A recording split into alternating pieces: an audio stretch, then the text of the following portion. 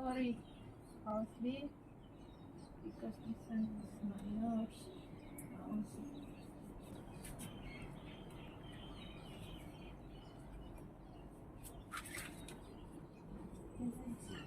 Okay.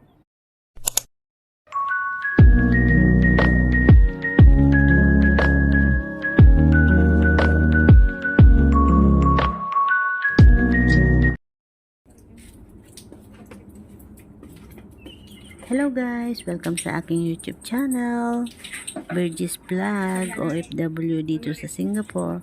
For today's video guys, ay isi-share ko sa inyo ang aming ginagawa today. Ayan, hindi lang tayo puro gala. Sa vlog natin ay minsan gala-gala.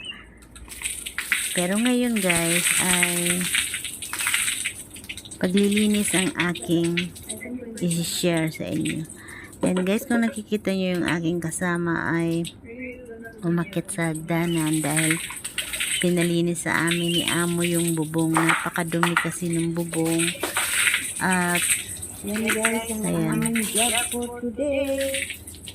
Nililinis namin. So kailangan dalawang tao kasi yung hagdanan na lang guys ay napakabigat niyan. Kailangan dalawang tao ang magtatayo niyan. Tapos, yung kasama ko, siya ang umakyat sa hagdanan dahil medyo skinny siya. At ako naman ang taga-abot ng tubig or taga-hawak din ng hagdanan. So, mamaya guys, ipapakita ko sa inyo sa taas, yung itsura ng taas. Yan ay nasa first floor guys. So, dun sa ibabaw ng bubong aakyat ako mamaya sa second floor at isi-share ko sa inyo o ipapakita ang itsura ng lininisan namin.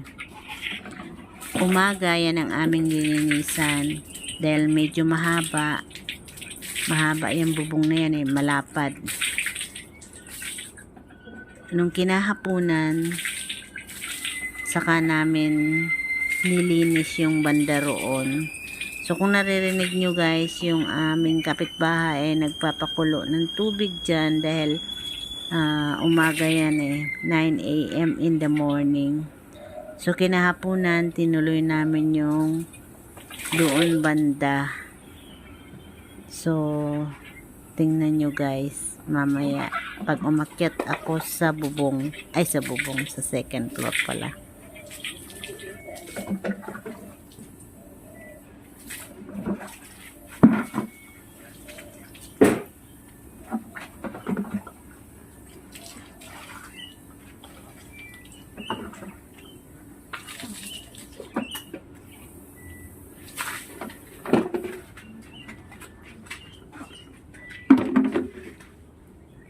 So yun guys ang aming ginawa today.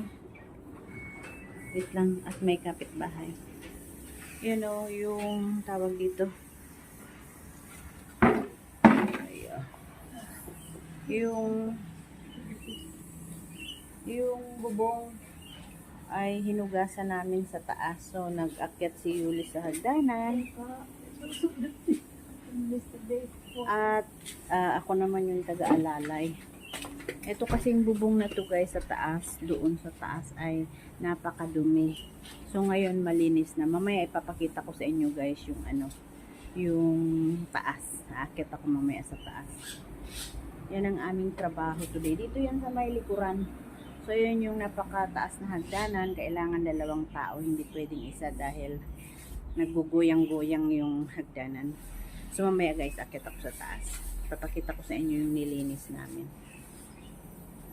So papasok na si Yuli sa loob at gigisingin niya na yung alaga niyang matanda. So ayan guys, after lunch ay pinagpatuloy namin ang paglilinis ng bubong. Ayan, kung makikita nyo guys, ayan medyo malinis na. Pero yung nililinis ngayon ni Yuli dyan ay medyo lumot lang. So doon banda lahat yun ay nalinis na namin din. Kung mapapansin nyo guys ay malinis na. Ayan. Dito na lang banda ay may lumot-lumot. So yan. Kaninang umaga ay nandun kami sa baba na dalawa.